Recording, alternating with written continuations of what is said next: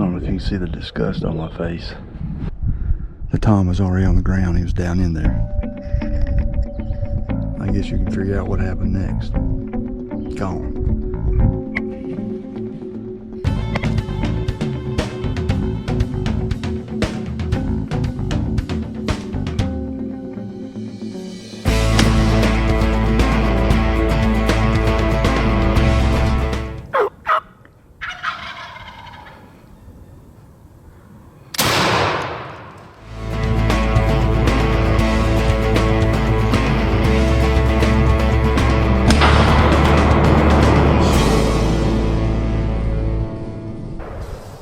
All right, this is going to be my first scouting video.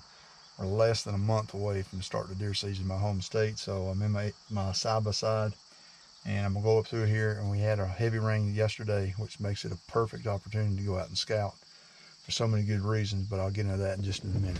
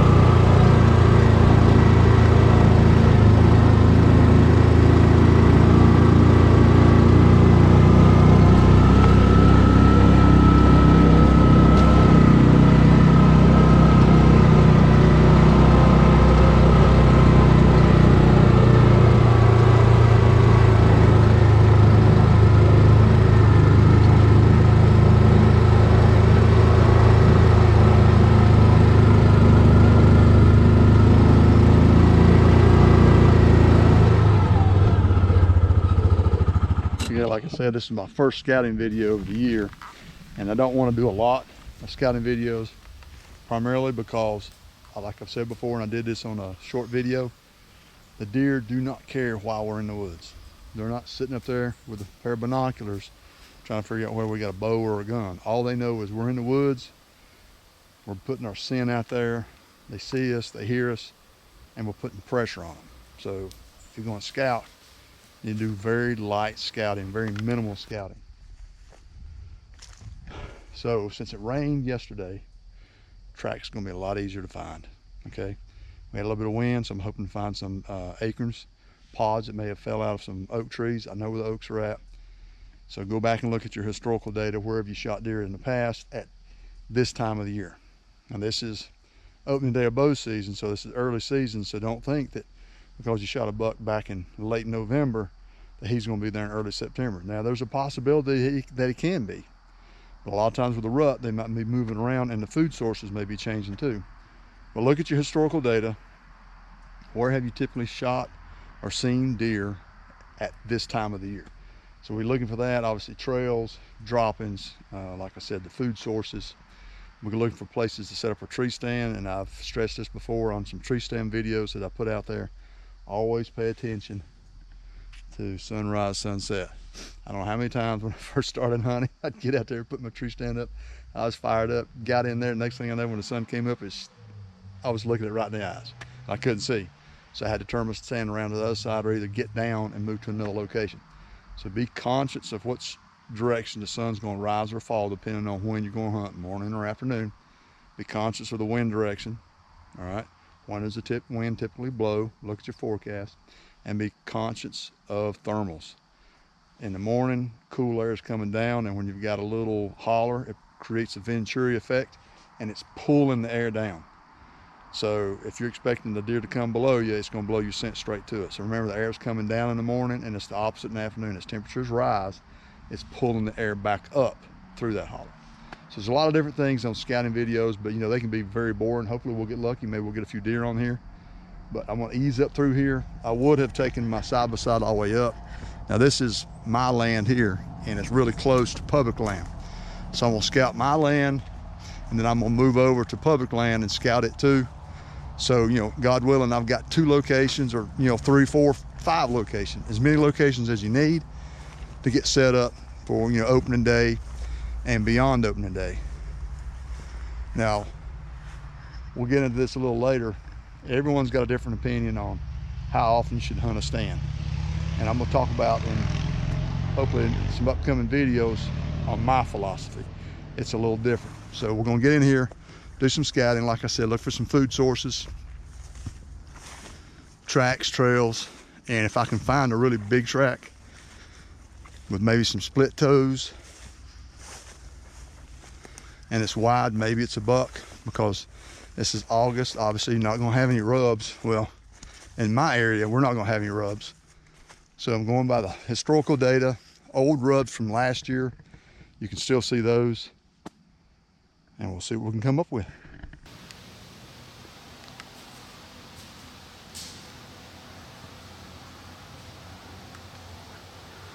I didn't get too much of video. The deer are moving, and it's at 5:45. So, you know, as you're going out scouting, remember that. That's a key indicator that you need to be in the woods before this time. So currently I'm on my private land. So as you can see, I had a road cut in here. I had a select cut done, and I can access it from this side. And it's extremely thick. Over in this area, not so. Over here, I didn't do the select cut on this side, it was just this side. So it provides a lot of area for bedding. And as I've spoken on other videos, if you watch them from last year, everything is green. Deer are ruminants. They have a 4-chambered stomach, so they can eat just about anything. And if it's green, they'll eat it for the most part. So yeah, coming in here, I'm looking, and honestly, I know my own area. And I really don't have to come in here and scout it. You know, it's one of those things, and I'll say this, and I'll keep saying it. If you've hunted an area for several years, leave it alone. I mean, unless a housing development came in or a timber company came in, did a select cut, clear cut, something changed dramatically, you know where the deer are at. Don't put any pressure on it. I pushed a buck out years ago by putting too much pressure on this little piece of private land. It was a nice wide 8-point buck, wasn't nothing major. But you know, it was a deer I would have shot. But I bumped him twice and never saw him again. Someone else shot him. So scout lightly. And if you know an area, like, you know, the proverbial back of your hand, and nothing dramatic has changed, you know, heck, leave it alone. Just let it go. You know where you want to put your stand up, go in there and hunt. And you might be surprised what you'll get. But yeah, I recommend very light scouting unless you're going to a brand new area. And then what you need to do is a tremendous amount of virtual scouting. Get you some coordinates, drop a few pins, you go straight to those pins, figure out what you need to know, and then you get back out.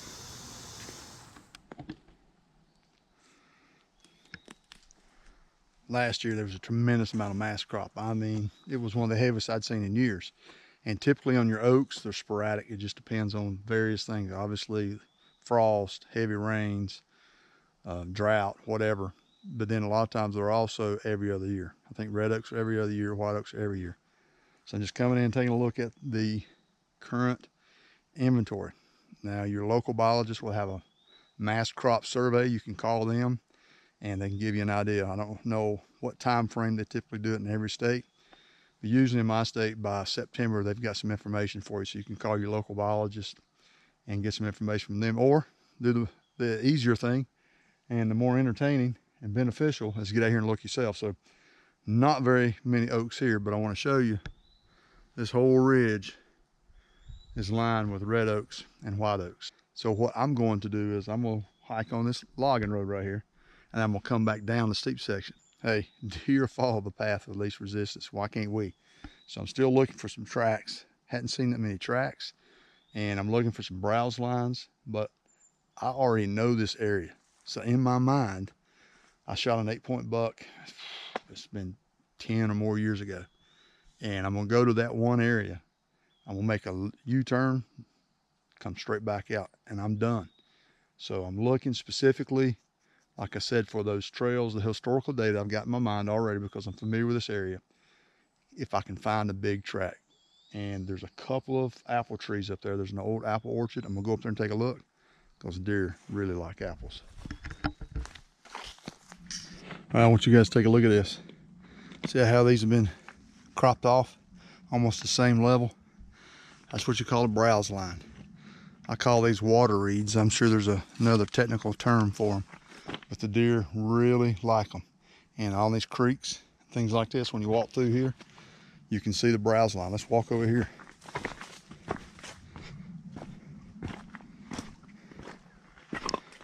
Now look at this. Almost the same level all through there. So you know they're feeding heavily right here. We're looking for food sources, and like I stated before, everything's green. So they've got a bonanza, basically. They've got a smorgasbord or a buffet of food. And while we're thinking about it, I want to mention one thing, if I can. Hunt small. For the very reason. You know, if you're at a mall and it's got a food court, you don't have to travel far to get your food, do you? That's basically what they've got here. So if you're looking for a buck, don't hunt. There's 3,000, I think 82 acres of public land. I'm not on my private land anymore. I'm on public land. I'm not gonna hunt the whole thing. Find an area that's got the food, and if you can, find some big tracks right now. Obviously there's not gonna be any rubs. If you don't have the historical data to back it up, look for that big track. It could be a big doe, but split toes, splayed, might be a big buck. But hunt a smaller area. Buck has got a food court. Now, he's gonna get up, move 20, 30, 50 yards maybe. Feed set out. Now, he may move further than that, but look at the food here. Everything's green. So my recommendation is early season, hunt small. All right, I'm getting close to the area I was talking about. And there's apples up in here. As you can see, this tall vegetation, and you can still see where the deer have been eating. Trails are really evident. I'm gonna walk over here to where there's some apple trees, and we're gonna see if they're producing this year.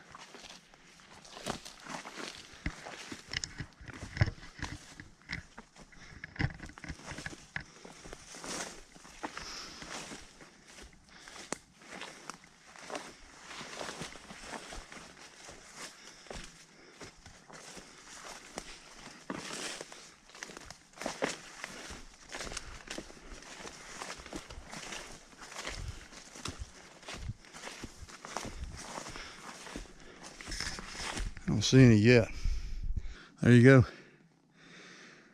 So evidently, maybe frost, you know, the cold air drops because it's heavier. Maybe it frosted lower, maybe killed the blooms, or maybe the heavy rainfall knocked the blooms off. But this tree is absolutely loaded. So I'm familiar with this area. I don't have to pin it. But once these things start dropping, and I don't see any on the ground through here, prime location. But once again, is there a buck using this area? And I'm gonna be looking for some large tracks right now. I'll go ahead and tell you, last year, rifle season had closed. Came back from Ohio after shooting that nice 8-point. I was pumped up, so I'm gonna get back in the woods. Hunted rifle season, didn't get anything. Rifle season closed, went back to bow hunting. I saw a really nice public land buck up here, and I could not get a shot at him. But it was almost the last week in December when I saw him. I see more apples. There's more trees through here with apples. So there's more than just this one producing. So that's good for us as hunters. You know, if you got sparse acorn crop, the mass crop is low, the deer gotta go to those trees that are producing. On the years where it's heavy, they can go anywhere and feed. So now it's going to narrow down the scope and minimize the area that we've got to hunt and scout. But if all these trees are producing, and it goes on for probably another 50 to 75 yards, I mean, they can come down anywhere and pick up some of these apples. But it's good to know that we've got a few trees up here that are loaded.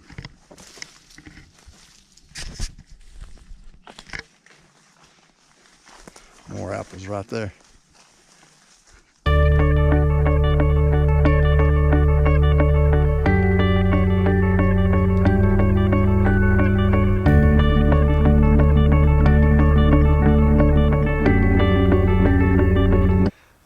bees like apples too.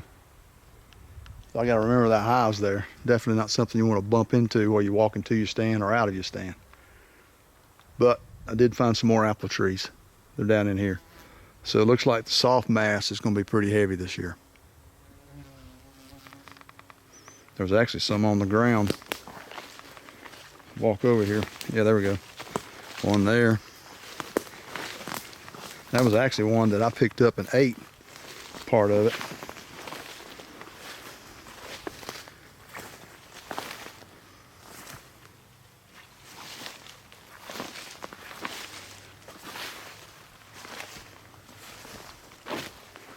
Yeah, here we go. Here's some more right here. There. Right there. See them? Right here. There's another one down there. So mass crop's heavy.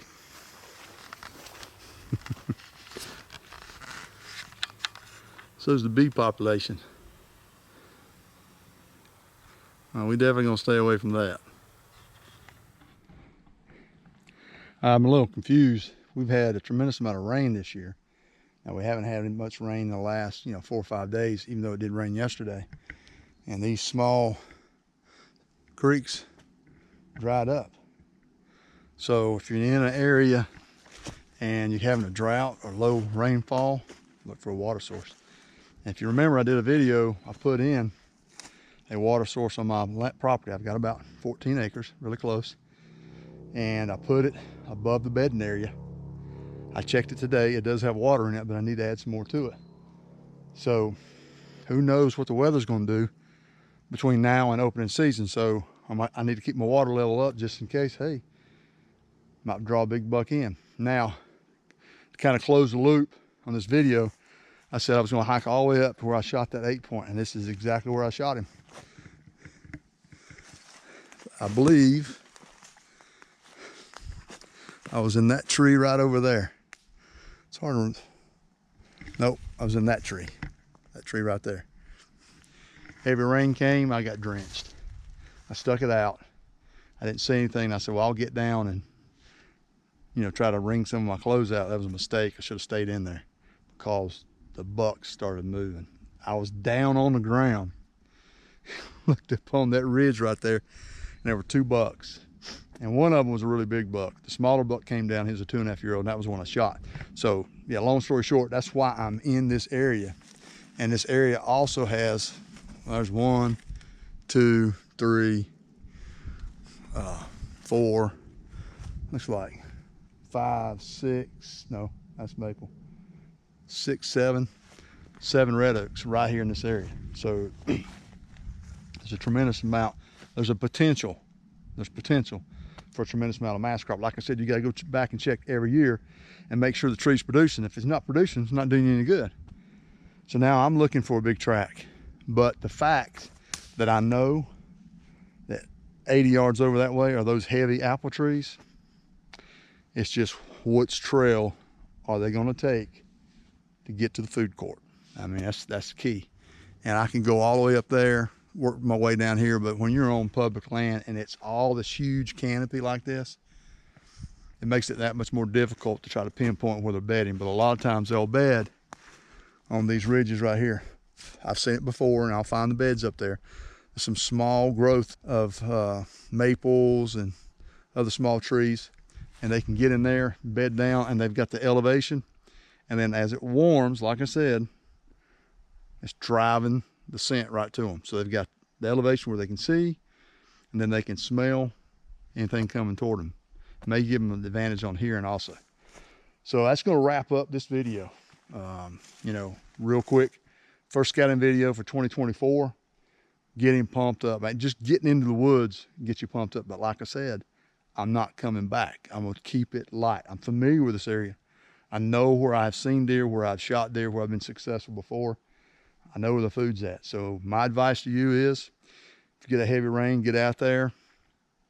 Go look for, fallen acorns, fresh tracks, the trails that are out there. I mean, find browse line, use the historical data, find everything you need to be successful. But remember, the deer don't care why you're there. They just know you're there. So I would stay out till opening day, slip in here, and we might just get a buck. I'm speaking optimistic. On public land, I might get a doe. So very few bucks in here, especially when you look at shooter bucks. So we're gonna wrap this thing up. I'm gonna head on out of here. It's about, I don't know, about 7:30 looks like. No, actually it's 10 till 7. So I've done a little bit better than what I thought. Got a lot accomplished. Got a lot of notes, mental notes in my mind, so I can go back, establish a plan. Now, one thing about this, I'm probably 1.2, 1.4 miles up in here. That's 20 pounds I got to carry along with my camera gear up here to get in that tree right there. And that would probably be the tree that I would get in, because I can get about 30 feet up. I don't know about you, but I like to hunt high. I've got some videos out there with a little smoker that you smoke bees with. And once you get over 20 feet, you'll see what happens with the smoke when it hits those thermals. It carries it away. 15 feet or below, a lot of times it just drops down to the ground. But that would be the tree right there, because there's trails. I just came up this trail and that's going straight to those apple trees. So based on my scouting, that's what I do.